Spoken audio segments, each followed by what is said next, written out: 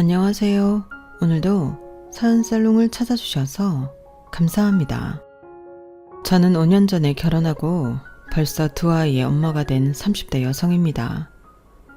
아직 인생을 오래 살았다고 말할 수는 없는 나이지만 저는 일찍이 산전수전 공중전까지 다 겪은 사람이었어요. 한순간에 집에 불이 나 집은 물론이고 부모님까지 잃었던 저는 10대 후반은 늘 친척들 집을 눈칫밥으로 전전하며 살아야 했고 악독한 고모들에게 부모님 사망보험금 및 아빠가 운영하던 회사를 포함한 모든 재산을 몽땅 뺏기기도 했었는데요. 저는요, 갓 20살의 꽃다운 나이에 집도 절도 없이 길거리 생활을 하는 노숙도 해본 사람이에요.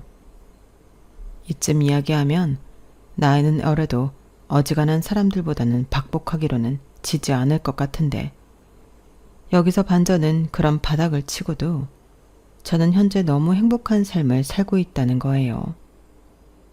지금 생각해도 제 인생이지만 어쩜 그렇게 인생이 풀릴 수 있었을까?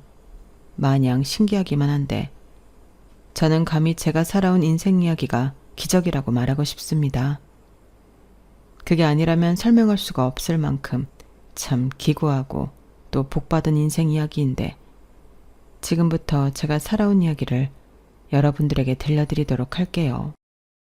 부디 제가 견디고 극복하고 이겨낸 기적 같은 이야기를 함께 해주시길 바라겠습니다. 제 인생 이야기를 하려면 어쩔 수 없이 제 어린 시절 이야기부터 시작해야 하는데요. 저는 어릴 때 부모님의 사랑과 조부모님의 사랑을 듬뿍 받은 사랑이 넘치는 딸이자 손녀였어요. 엄마가 몸이 약하셔서 저를 낳고 자식을 갖지 못하셨는데 그래서 늘 저에겐 차고도 넘치는 사랑을 주셨죠. 그리고 아빠는 공장이 딸린 제조업 회사를 운영하는 멋진 사장님이셨는데요. 그 회사는 할아버지가 운영하다 장남인 아빠에게 물려준 것이라고 했어요. 그래서 어릴 때 기억이지만 저희 집에는 아빠 차를 운전해 주시는 기사님도 있으셨는데요. 게다가 할아버지는 동네에서 가장 멋쟁이로 소문이 났는데 늘 할머니의 손을 꼭 잡고 다니는 다정한 분이셨죠. 그리고 빠질 수 없는 제 영원한 친구 할머니는 실과 바늘만 있으면 무엇이든 만들어내는 마법사 같은 분이셨는데 늘 돋보기 안경을 끼고 겨울이면 털실, 여름이면 자수와 미싱을 돌리며 식구들을 깜짝 놀라게 하셨어요. 참고로 제가 어릴 때 입었던 옷은 전부 할머니가 손수 만들어주신 핸드메이드였어요. 덕분에 저는 학교에서 예쁜 옷이 가장 많은 아이로 유명했죠. 그뿐만이 아니었어요. 할머니는 코바늘로 가방도 만들고 인형도 만드는 등 제가 가지고 다니는 모든 걸 제작 담당하셨는데 그래서 잘은 기억이 나지 않지만 어릴 때 저는 제가 세상에서 제일 행복한 아이라고 생각했던 것 같아요. 나만큼 사랑받고 다 가진 애는 없을 거라고 거만을 떨었던 거예요. 그런데 아무리 철이 없어도 그런 거만은 떨면 안 되는 거였는지 제 나이 11살에 할아버지가 노환으로 돌아가시고 할머니가 뒤이어 지병으로 돌아가시면서 불행이 시작되었는데 그때부터 싹수가 노랬던 고모와 작은아빠는 부모 재산을 왜 저희 아빠가 다 받냐고 불만의 소리를 내기 시작했어요. 할아버지가 살아생 전 자식들이 재산 때문에 싸울까봐 일찌감치 재산 증여를 끝내셨는데 각자의 이유로 그 돈을 날려먹은 사람들이 온전히 그 재산을 쥐고 있던 아빠의 몫을 탐내기 시작했던 거죠. 그러니 할머니 할아버지 살아계실 때는 입도 뻥긋 못하다 두 분 다 돌아가시니 그 검은 속내를 보이기 시작했는데요. 그 탓에 할머니 장례식장은 소란 그 자체였어요. 오빠가 장남이라는 이유로 아빠 사업도 물려받고 집도 물려받았잖아. 이건 너무 불공평해. 우린 자식 아니야? 장남만 자식인가? 그래, 형이 그동안은 엄마 아빠 모시고 살았으니 별말 안 했지만 이젠 두 분 다 돌아가셨으니까 이젠 그 재산들 공평하게 나눠야 한다고 생각해. 뭐야? 니들 진짜 염치도 없다. 사람이 어떻게 그러냐? 나만 엄마 아버지 재산 증여받았어? 니들이 이럴 것 같으니까 벌써 10년 전에 아버지가 똑같이 세금까지 대신 내주면서 증여해 주셨잖아. 그런데 미령이 너는 네 남편 사업자금으로 쓴다고 그 돈 다 털어먹고, 너는 네 아들 미국 조기 유학시킨다고 다 쓰고, 경찬이 너는 큰돈 벌어보겠다고 사기당해서 홀라당 털려놓고 왜 이제 와서 나한테 그래? 말은 바로 해야지. 그래도 형이 가진 거에 비하면 우리가 받은 건 애들 과자값 아니야? 형은 제일 굵직굵직한 거 받았잖아. 일부러 아버지가 장남이라고 더 챙긴 거지. 맞아. 오빠가 지금 가지고 있는 회사 공장 집 그거 다 우리 엄마 아빠 거지. 오빠 거가 하나라도 있어? 성경이 너 10년 전 기억 안 나? 당장 돈으로 바꿀 수 없는 건 필요 없다고. 다들 바로 팔거나 돈 되는 것들 위주로 니들이 달라고 했잖아. 내가 처음부터 아버지 공장 받는다고 했어? 나 그때 회사 잘 다니고 있었고 나도 민주 엄마도 부모 재산에 욕심 없었거든. 니들이 이럴 거 알았으니까. 근데 그때는 좋다고 지들끼리 다 나눠 가져놓고 이제 와서 불공평하니까 다시 나누자? 회사 공장 집 그거 나더러 내놓으라는 거야? 그때 아버지가 분명히 말했어. 집 가지는 자식은 엄마 아빠 모시는 거라고. 그때 니들 뭐라고 했어? 장남 있는데 집은 장남이 갖고 부모도 장남이 모셔야 하는 거 아니냐고 했지. 내 말 틀려? 그야 그건 사실 맞는 말이잖아. 장남이 부모 모셔야지. 맞다고? 뭐가 맞아? 니들은 니들 좋을 때만 장남 팔지. 부모 모시는 건 싫어서 내빼고 있다가 이젠 부모 없고 집만 남았으니까 이젠 그 집이 탐이나? 니들 진짜 왜 그러냐? 언제까지 그러고 살 건데? 회사랑 공장도 그래. 나는 지금이라도 니들이 들어와서 같이 경영하자고 하면 언제든 좋아. 회사랑 공장 나누면 지금까지 그건 물려받아야 하고 있던 나는 어쩌라는 거야. 갑자기 백수라도 되라는 거야? 이 나이에 다시 취직이라도 하라는 소리냐고. 나도 내 힘으로 회사 이만큼 키웠어. 내가 들인 시간과 노력 우습게 알지 마. 내가 정말 내일 엄마 발인이라 참으려고 했는데 꼭 지금 이래야 했냐? 돈이 돌아가신 부모님보다 더 중요해? 이러니 엄마랑 아버지가 임종 때도 니들 안 보고 싶다 하신 거야. 아빠는 그날 화도 하지만 정말 많이 슬퍼 보였어요. 그리고 당시 13살이었던 저는 어린 나이였지만 고모들과 삼촌이 참 미웠는데요. 엄마는 그저 슬픈 얼굴로 할머니 영정사진이 있는 빈소만 지키셨어요. 저희 엄마는 일찍이 외할머니가 돌아가셔서 엄마 없이 자란 슬픔이 있던 사람이었는데 할머니가 그런 엄마를 딸처럼 챙겨주셨다 했거든요. 그건 어렸던 저도 기억이 뚜렷했는데 할머니는 늘 엄마를 누구 엄마야 하고 부르지 않고 현수가 하고 엄마 이름을 다정히 불러주셨어요. 그 탓에 가끔 밖에서 할머니를 저희 엄마의 친엄마로 보시는 분들도 계실 정도였죠. 그랬기에 그 고부 사이가 얼마나 좋았을지는 설명할 필요도 없었죠. 그런 할머니가 돌아가셨으니 엄마는 시어머니가 아닌 친엄마를 잃은 딸처럼 망연자실 빈소에 앉아 있었고 아빠는 슬퍼할 시간도 없이 형제들과 싸워야 했는데 그렇게 할머니 장례 절차가 끝나고 엄청난 일이 벌어졌어요. 결국 범인을 찾지는 못했지만 저희 집이 할머니가 돌아가시고 일주일 만에 집에 불이 났거든요. 제 기억에는 시뻘건 불길 속에 엄마와 아빠가 저를 감싼 것이 다였는데 정신을 차려보니 그 화마 속에 살아있는 건 저 하나였어요. 집도 건질 것이 하나도 없이 전부 다 타버렸고 엄마와 아빠도 돌아가셨어요. 그곳에서 오직 저만이 살아남았다고 하더라고요. 졸지에 일주일 만에 다시 장례를 치러야 했던 저와 친척들은 나란히 놓인 부모님의 영정사진을 마주해야 했는데요.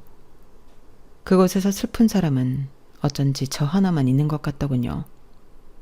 심지어 큰 고모는 제가 있는 빈소에서 그러게 내가 돈 욕심 부릴 때부터 알아봤지. 천벌 받은 거야?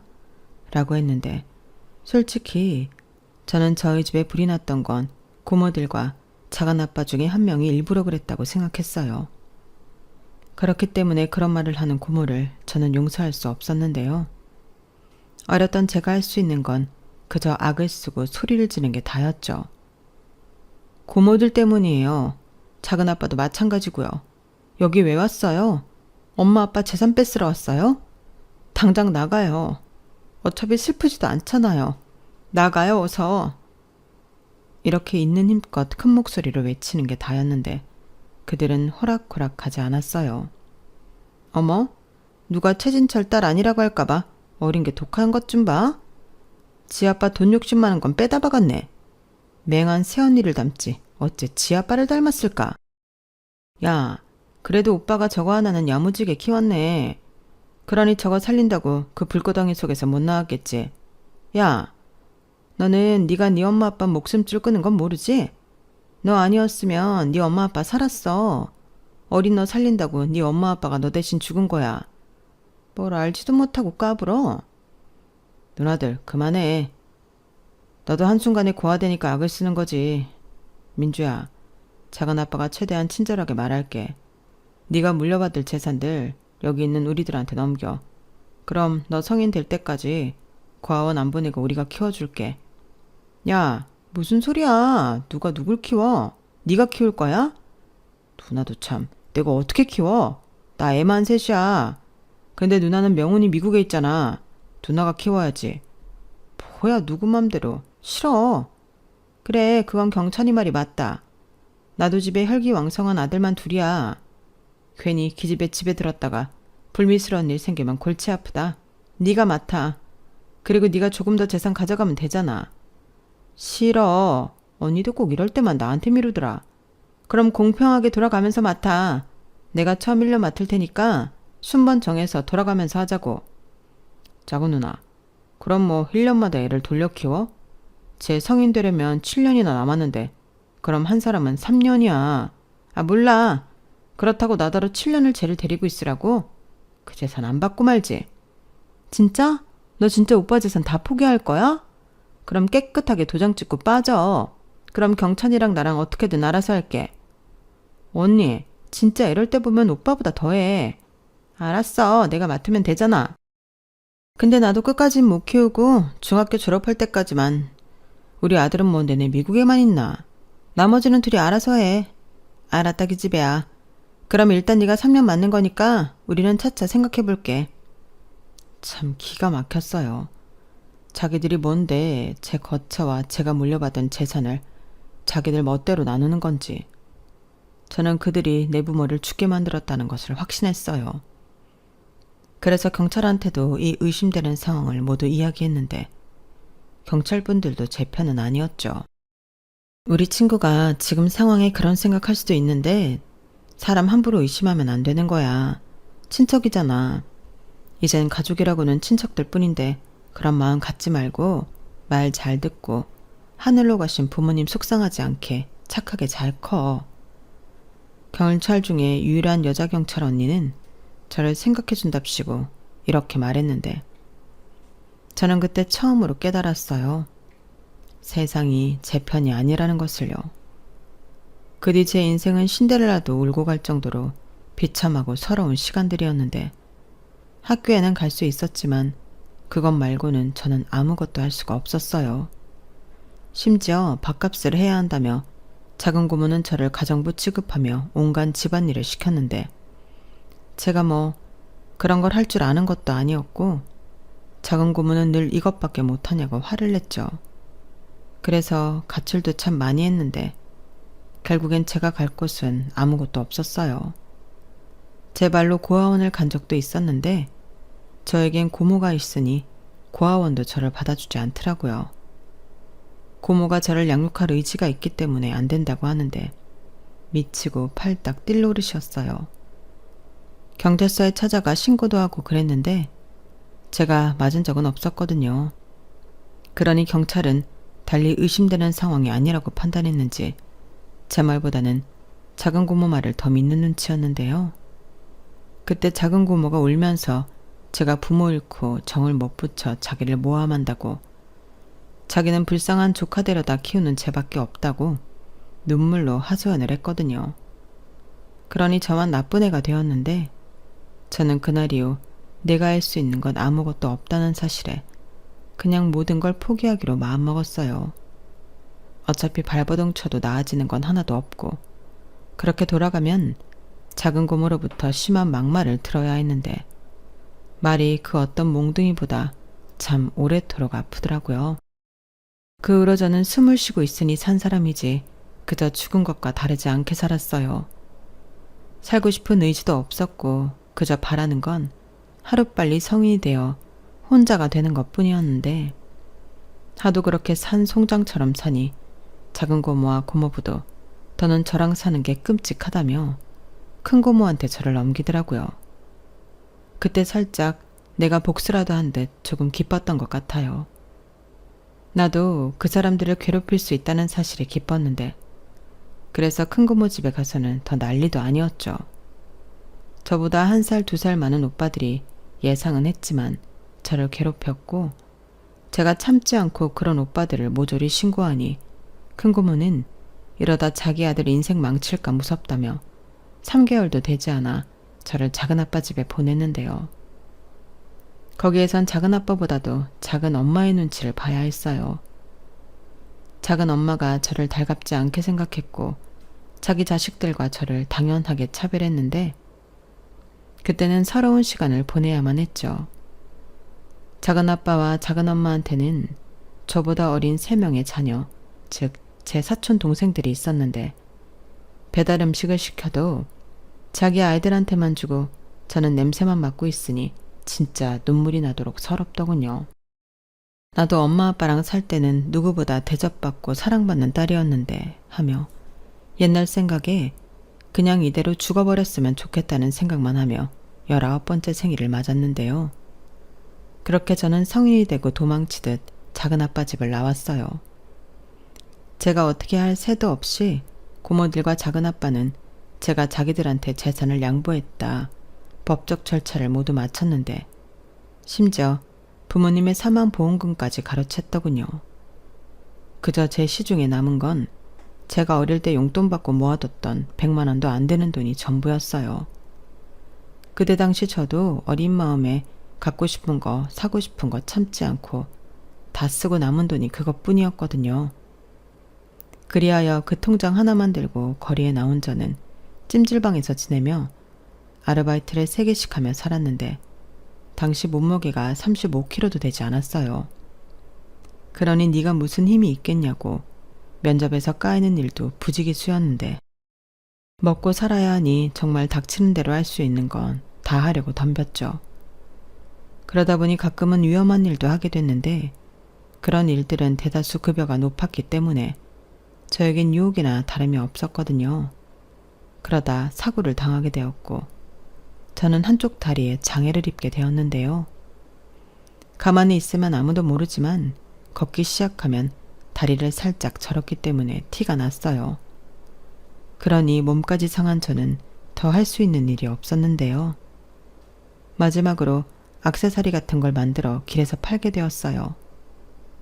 제가 그래도 유일하게 좋아하는 게 그런 액세서리 만드는 거였거든요.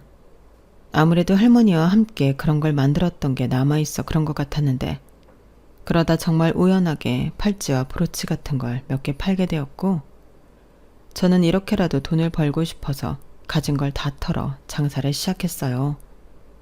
그런데 주인이 없을 것 같았던 길바닥도 제 것은 아니었는데요. 걸핏하면 단속에 걸렸고 그것도 아니면 자리싸움에 밀려 공치는 날도 많아졌는데 그때부터 저는 하는 수 없이 길거리 노숙을 하게 되었어요.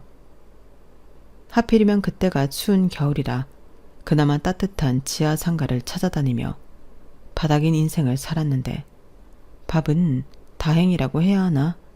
가끔 무료 급식 같은 것이 있어 거기서 해결할 수 있었죠. 처음엔 부끄럽고 창피하고 그랬는데 하도 허기가 지니까 나중엔 그런 것도 없어지더라고요. 그때 부모를 따라 봉사를 놓은 아이들은 저를 보며 거지라고 말할 때도 있었는데 가슴은 찢어졌지만 그렇다고 입맛이 없어지진 않았어요. 그때 밥을 든든히 먹어두지 못하면 저는 또 며칠을 굶어야 하니 제 몸이 살기 위해 감정과는 무관하게 저는 본능대로 살게 되었죠. 그러다 한 번은 공원에서 무료 급식차가 온다는 소식을 들었고 저는 배고픔을 해결하러 갔는데요. 제가 너무 늦게 간 탓인지 음식이 떨어져 먹을 것이 없었어요. 그때는 괜히 너무 슬퍼서 눈물만 나오더라고요. 그리고 그때 한 아주머니께서 저더러 이리 오라고 하시고는 당신이 아침에 싼 김밥인데 괜찮으면 먹으라고 주셨는데요. 저는 감사하다고 꾸벅 인사를 한 후 허겁지겁 김밥을 먹었어요. 어찌나 맛있던지 한 줄을 개눈 감치듯 먹었는데 어느새 김밥을 줬던 아주머니는 물과 우유를 가지고 저에게 다가오셨죠. 어머, 벌써 다 먹었어요? 천천히 먹지. 그러다 체하면 어쩌려고. 혹시 괜찮으면 내가 옆에 좀 앉아도 될까요? 네? 네. 근데 제가 씻지를 못해서. 괜찮아요. 내가 비염이 심해서 냄새를 잘 못 맡거든요. 그리고 여기 있는 사람 중에 아가씨가 제일 깨끗해요. 정말요? 다행이다. 여기 물이요. 그리고 이건 내가 방금 편의점에서 산 우유인데 이따 저녁에 배고플 때 먹어요. 감사합니다. 근데 혹시 김밥 아주머니 점심 아니셨어요? 제가 뺏어 먹은 건 아닌지. 아유, 참 별걸 다 걱정이네. 나는 이것저것 많이 주워 먹어서 괜찮아요. 그나저나 그 김밥 내가 먹으려고 집에 있는 재료로 대충 싼 거라 맛이 있었는지 모르겠네. 맛있었어요. 제가 김밥 진짜 오랜만에 먹었는데 최고로 맛있었어요. 그래요? 정말 다행이다. 칭찬 들으니까 기분이 좋네. 나는 남자들이랑만 살아서 그런 칭찬 받아본 적이 없거든요. 이래서 딸이 있어야 하는데. 아유, 미안해요. 우리 아들이랑 나이가 비슷해 보여서. 실례가 안 되면 내가 몇 살인지 물어봐도 될까요? 왜요? 그냥 솔직히 여기 있기에 너무 아까워 보여서. 21살이요. 아우, 어리다. 애기네. 무슨 사연이 있는지는 모르지만 내가 오지랖 좀 부려도 될까요? 아니, 내가 잔소리를 하겠다는 건 아니고 보니까 몸이 좀 불편해 보이던데 그래서 일자리 찾는 게 힘들었나 싶어서. 네, 아무도 저 같은 건 써주지 않더라고요. 그렇다고 제가 혼자 할 수 있는 것도 없고. 저기 이것 좀 볼래요? 아주머니는 저에게 더 가까이 다가와 장갑을 벗더니 당신의 구부러진 오른손가락 2개를 보여주셨어요. 저는 그걸 보고 깜짝 놀랐죠. 살짝 구부러진 게 아니라 정말 표가 나게 구부러져 있었는데 아주머니가 놀란 저를 보며 이렇게 말씀하셨죠. 나도 이 손가락 때문에 서러운 일 많았어요. 장애도 나와서 평생 장애인으로 살고 있는데 사실 사는 데는 지장이 없거든. 아가씨도 조금 불편할 뿐이지 사는 데는 지장 없죠. 게다가 아가씨는 손이 아니라 발이잖아. 그럼 더 할 수 있는 일이 많지. 괜찮으면 내가 일자리 하나 소개해주고 싶은데 생각 있으면 이 번호로 연락해요.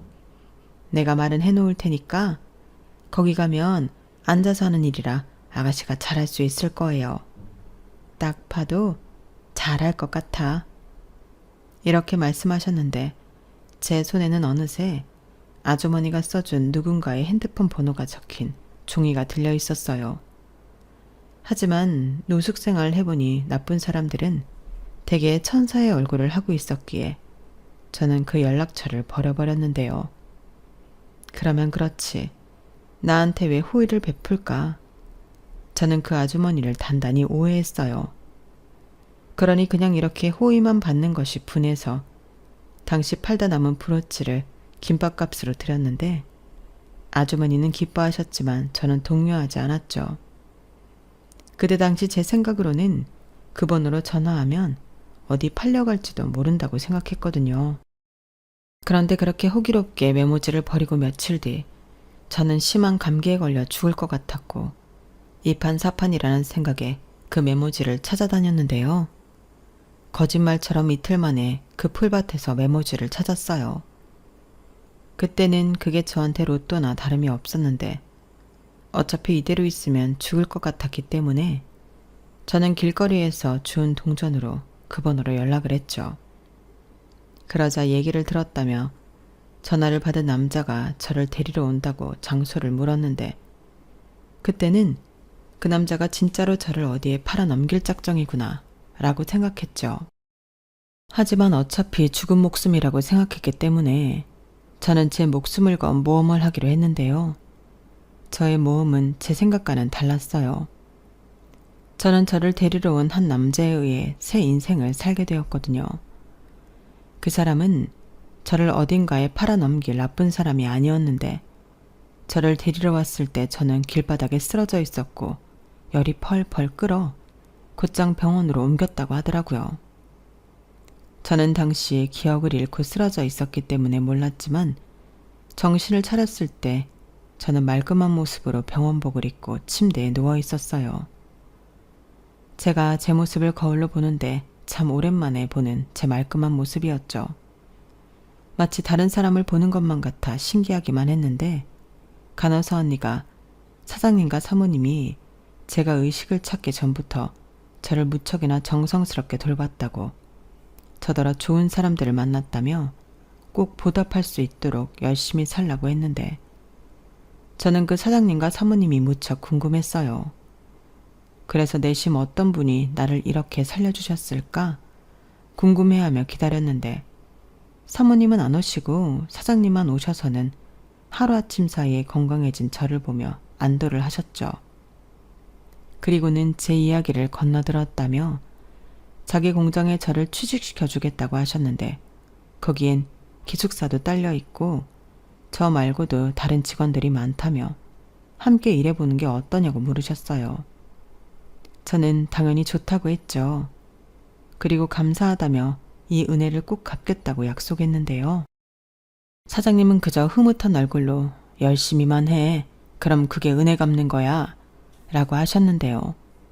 그 웃는 모습이 어렴풋이 저희 아빠의 얼굴을 닮은 듯 울컥하고 눈물이 차올랐어요.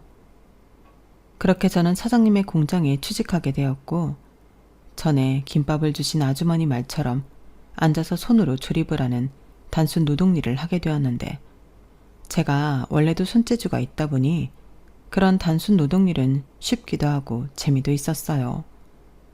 게다가 몇 번 하다 보니 속도도 붙었는데 저는 금세 공장의 에이스가 되어 있었죠. 그래서 그 중에 가장 어려운 작업을 도맡아 하기도 했는데요. 저는 손으로 하는 건 뭐든 자신이 있었어요. 게다가 제가 잘하면 주변에서 저를 칭찬해주는 사람들이 있으니 신이 났었는데 저는 그제야 그 힘든 시간을 죽지 않고 버틴 걸 잘했다고 생각하게 되었죠. 그리고 그때는 오해했지만 저에게 이곳을 소개해준 아주머니에게 감사하다는 말을 꼭 전하고 싶은 마음이었는데요. 무슨 이유 때문인지 사장님께는 제가 여러 번 그분을 만나 감사 인사를 하고 싶다고 해도 돌아오는 건 거절 의사였어요. 나도 그러고 싶은데 당사자분이 극구 싫다고 하네. 민주가 잘 지내고 있는 것만으로도 너무 기쁘다고 했어. 상대가 원하지 않으면 그건 그거대로 존중해줘야 하지 않을까? 아마도 이 이성은 부담스러운가 봐. 원래 그런 사람이거든. 라며 사장님은 멋쩍게 웃으셨어요. 저는 혹시나 사모님이 제가 알고 있는 아주머니가 아니신가 물어도 봤는데 우리 집사람? 에이, 아니야. 라고 하셨고 저는 너무 궁금했지만 그쯤에서 포기할 수밖에 없었어요. 그래서 아쉬운 마음에 감사 편지를 쓰고 정성스럽게 소원 팔찌라는 것도 만들어 편지지에 동봉했는데 사장님은 활짝 웃으며 이 정도는 내가 전달할 수 있지. 엄청 기뻐하겠는걸? 라고 하시더군요. 그렇게 저는 제 마음을 조금이나마 전달하고 그분의 건강과 행복을 바랬어요. 그리고 그렇게 시간은 흘러 저는 25이 되었고 친구도 사귀고 언니, 오빠, 더 나아가 이모, 삼촌까지 사귀며 학교 다닐 때도 느끼지 못했던 즐거운 한때를 공장에서 보냈는데요. 그러던 중 드디어 저에게도 늦은 첫사랑이 찾아왔어요. 그 사람은 공장에 들어온 지 얼마 되지 않은 저보다 4살 많은 오빠였는데 저처럼 현장에서 일하는 직원이 아닌 사무실에서 일하는 사람이었죠.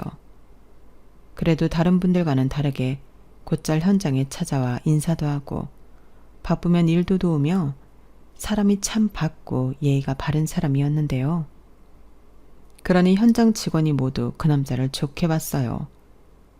게다가 여기서는 보기 드물게 대학도 나왔다 하고 원래는 다른 회사에 다니다 집 형편이 나빠져 야근 수당과 특근 수당을 받을 수 있는 이곳에 취직을 했다고 했는데 너무 의외였어요. 사실 현장 직원이 아닌 이상 야근이나 특근 나올 일이 사무직은 없었거든요. 그래도 그 사람은 정말 돈이 많이 필요했는지 저희들 야근할 때 함께 했고 물량이 많아 주말도 반납하고 일을 할 때면 출근해서 함께 일을 했는데 저 사람도 어지간히 상황이 어려운가 보구나 그런 마음이 들더군요. 그러면서 남을 상대로 그런 마음을 갖게 되다니 스스로 놀라웠는데 그렇잖아요. 누가 누굴 불쌍하게 보냐고요. 하지만 그게 관심이 뭔지 저는 그 사람이 자꾸만 신경이 쓰였고 잘해주고 싶었는데 그 사람은 저의 작은 호의에도 크게 고마워했죠. 사실 진짜로 별거 아닌 것들이었는데 그 사람은 늘 고마운 표현을 예쁘게 하는 사람이었어요. 그러고 보니 제 다리가 불편한 걸 아는데도 그 어떤 편견 없이 저를 대해줬는데 그런 사람을 좋아하지 않을 방도는 저에겐 없었어요. 그래도 차마 고백할 용기는 없어서 그저 짝사랑에 그칠 마음이었는데 무슨 일인지 우리는 서로 같은 마음이라는 걸 우연히 알게 되었어요. 그 사람이 다른 사람에게 저를 좋아한다는 말을 했나 보더라고요. 그 말을 건너들었을 땐 심장이 터질 것만 같았는데 저를 놀리려고 일부러 그런다고 생각할 정도였죠. 그러지 않고서야 그 사람이 왜 나를 좋아하겠나 그런 마음이었는데요. 하지만 이미 요동치는 심장은 진정할 줄을 몰랐죠. 왜 감기랑 가난이란 사랑은 꼭 표가 난다고 하잖아요. 그래서인지 그 사람도 제 마음을 벌써 아는 것만 같았는데요. 그렇게 저희는 같은 마음이라는 걸 확인한 후 공식 커플이 되었어요. 그땐 이런 말 부끄럽지만 저는 제가 태어나 가장 좋은 걸 가졌을 때라 생각했는데 그 남자는 저에게는 과분한 사람이었고 그런 사람이 저를 좋아한다고 하니 거짓말 같은 일이 벌어진 것 같은 기분이 들었죠. 그러다 그 사람이 아버지가 돌아가신 후 엄마가 많이 아파 둘째의 가장이 되었다는 사실을 알게 되었고 사실은 공장 사장님이 외삼촌이라 도움을 받고 있다고 했는데요. 그제야 모든 퍼즐이 맞춰지는 것 같더군요. 그러지 않고서야 대학까지 나온 사람이 이곳에 일할 이유가 없잖아요. 물론 제가 다니는 공장을 하찮게 생각하는 건 절대 아니지만 그 남자는 제가 볼 땐 공장에 있기엔 아까운 사람이었거든요. 하지만 그 사람은 스스로 자기는 어디서든 열심히 해서 자신의 능력을 인정받고 발전하고 싶어하는 사람이었는데 그래서인지 항상 뭐든 뒤로 빠지기보다 나서서 일을 찾아 하는 사람이었어요. 그러니 현장직, 사무직 할 것 없이 그 남자를 예쁘게 보는 사람들이 그 공장에 넘쳐났어요. 사장님의 외조카라는 건 절대 비밀이라 누설할 수 없었죠. 하지만 저희가 공식 커플인 만큼 사장님은 제가 당신 조카의 여자친구라는 걸 알고 계셨는데요. 그저 우리 덕현이 잘 부탁해. 애는 착하니까 그건 걱정하지 마. 라며 허허허 웃으셨어요. 그리고 그렇게 시작한 연애는 4년이 훌쩍 넘었는데 솔직히 주변에서는 결혼 이야기도 묻는 사람들이 많았지만 저는 그럴 자신이 없었죠. 저한테는 부모도 없고 내세울 것이 하나도 없으니 결혼은 어불성설이었어요.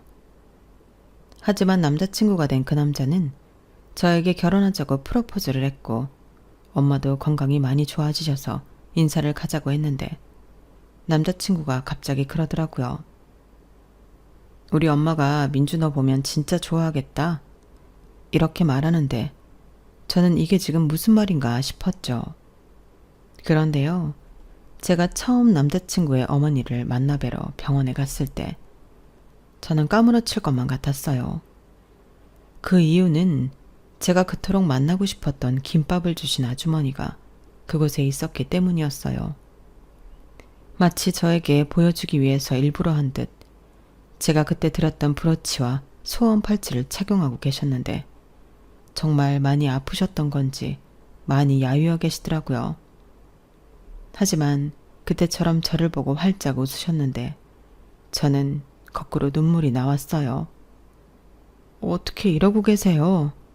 이 말부터 덜컥 나왔는데 아주머니, 아니 어머니는 저에게 가까이 오라며 저를 따뜻하게 안아주셨죠. 그리고는 우리가 이렇게 될 인연이었나 보네요. 잘 지내줘서 너무 고마워요. 라고 했는데 그때 저는 남자친구랑 함께 있다는 것도 있고 어머님 손만 계속 잡고 있었어요.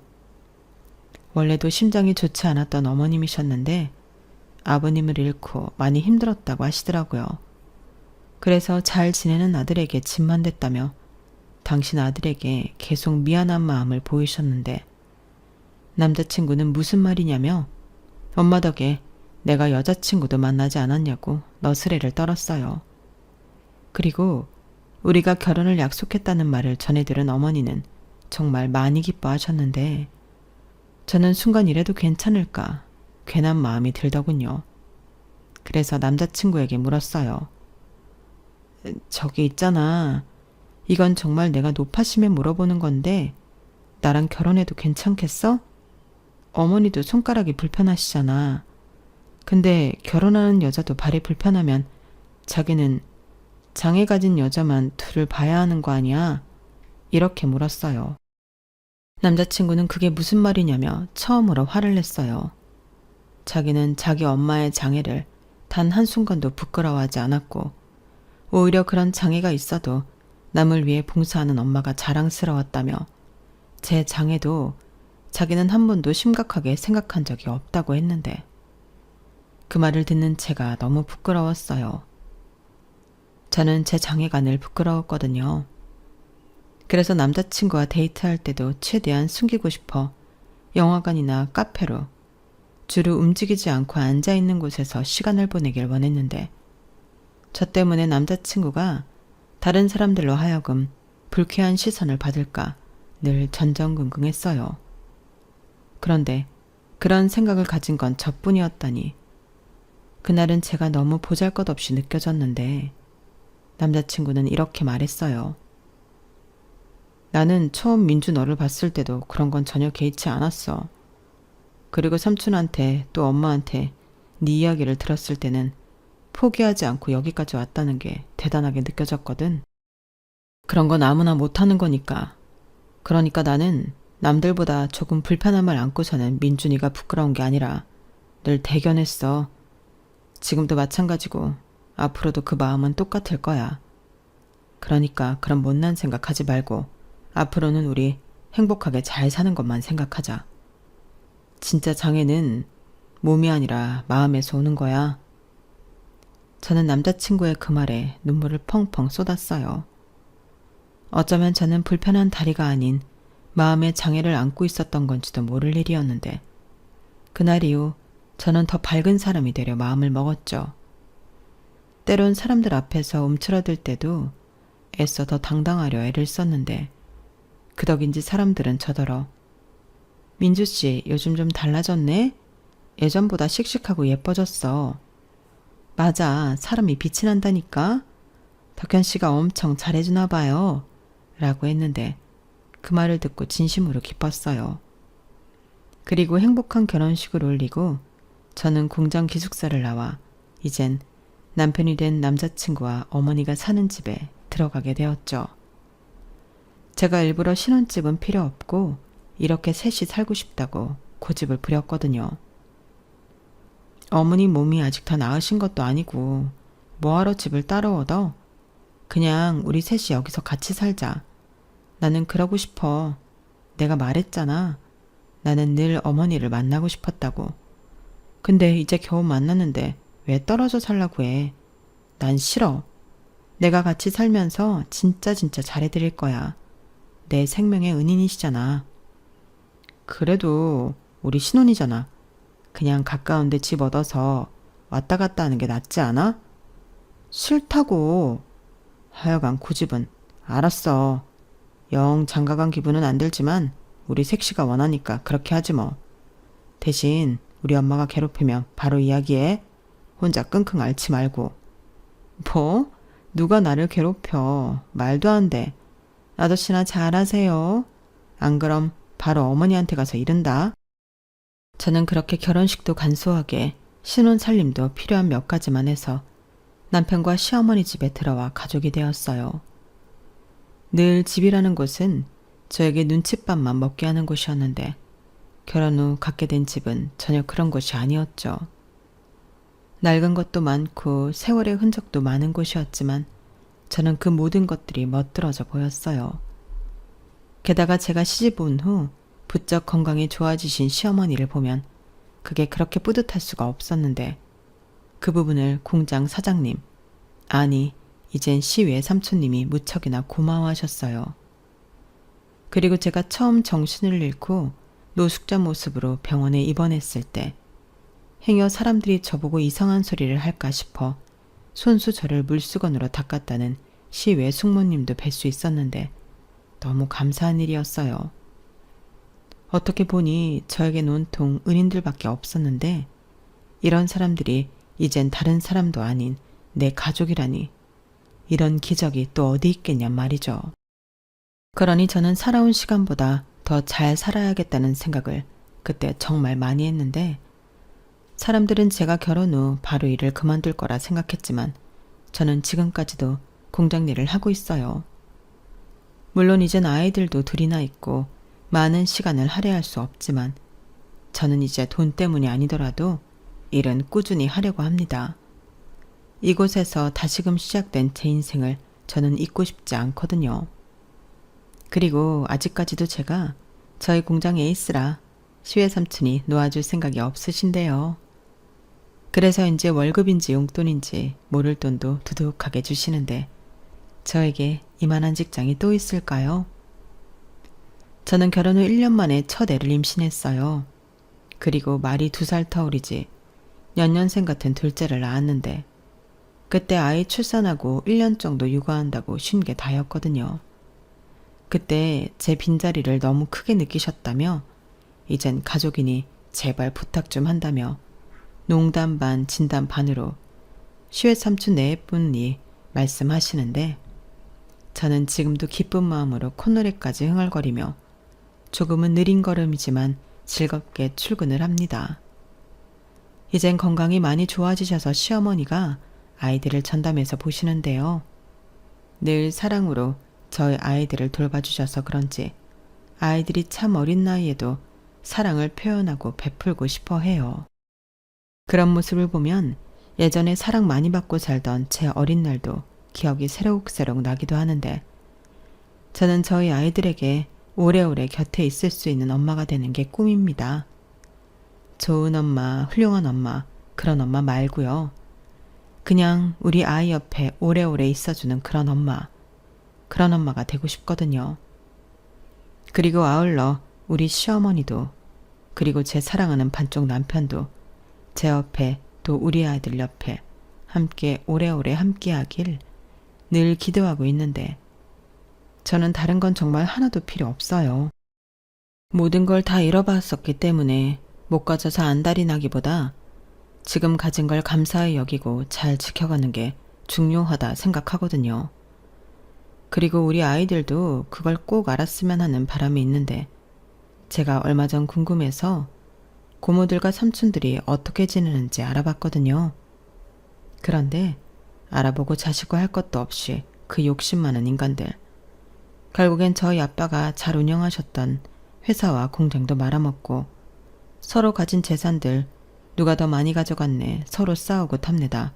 공평하게 셋 다 쪽박을 찬 모양인데 그날만큼은 하늘이 공평하다고 생각했어요. 사실 어릴 때는 늘 하늘이 불공평하다고 원망했거든요.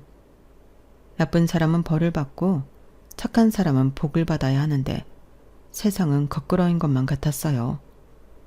그러니 그런 세상을 더는 살고 싶지 않았던 거였는데 역시 인생은 짧게 볼 것이 아니라 길게 보는 게 맞는가 봅니다. 지금 현재 그들은 돈 때문에 불행하고 저는 돈보다 더 가치 있는 것들에 둘러싸여 행복하니까요. 그러고 보면 돈으로 살 수 없는 것들이 얼마나 인생에서 중요한지 깨닫게 되는 요즘인 것 같은데, 제 사연을 함께 해주신 모든 분들도 그 가치를 잊지 않으셨으면 좋겠습니다. 돈은 생활을 편하게 해주지만 행복을 지속시켜주진 않더라고요. 그러니 너무 돈에만 연연하지 마시고 돈으로 살 수 없는 사랑하는 사람들과 행복한 시간을 더 값지게 보내시길 바라며 제 사연은 여기서 줄이도록 하겠습니다. 지금까지 제가 살아온 산전수전 공중전 이야기 끝까지 들어주셔서 감사합니다. 부디 여러분들의 남은 인생엔 굴곡 따윈 없이 평온한 행복만이 함께하길 바라겠습니다. 그럼 안녕히 계세요. 여러분, 사연 댓글에 응원과 현명한 조언 부탁드려요. 좋아요와 구독은 저에게 큰 힘이 됩니다. 오늘도 좋은 일 가득하세요.